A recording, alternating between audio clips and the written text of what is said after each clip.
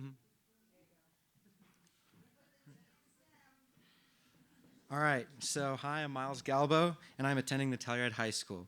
So I was accepted for an internship for aeronautical engineering, specifically regarding the body and engine design of aircraft. I had always wanted to explore this aspect of aircraft because it is the most important part of the actual plane.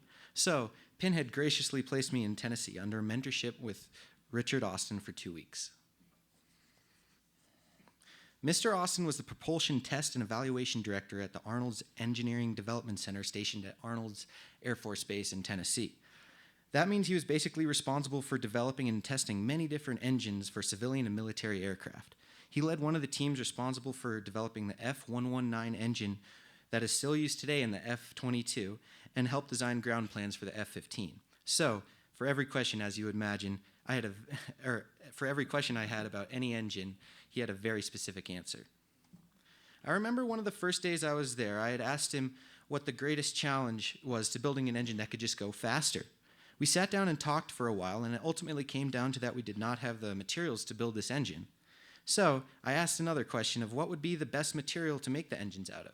And he responded by saying diamond. But we can't exactly have planes made of diamond flying around now, can we? And this was one of the more important things that I learned while I was there. The scientists and engineers like Mr. Austin can design engines that could go faster, but what is limiting aircraft today is like the material that we use to build them with.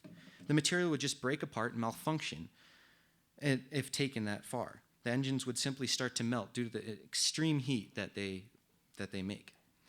So this is one of the more important problems that we have today. Oh, sorry. I'm going to explain this photo. So this is a F135 engine in a wind tunnel at AEDC. And even though I never got to participate in an actual engine test that they did, we actually walked around and went in all these places, and he showed me what every single thing did. So that was pretty cool. Now, I don't think I could pinpoint one of the most exciting things that I did there because it was all very fun and informative. But one of my favorite parts was sitting down with Mr. Austin and going over the design and development plans for the ALMC Tomahawk missile, which Mr. Austin had also led in a team in designing. We went through the different steps that he had helped develop for the missile.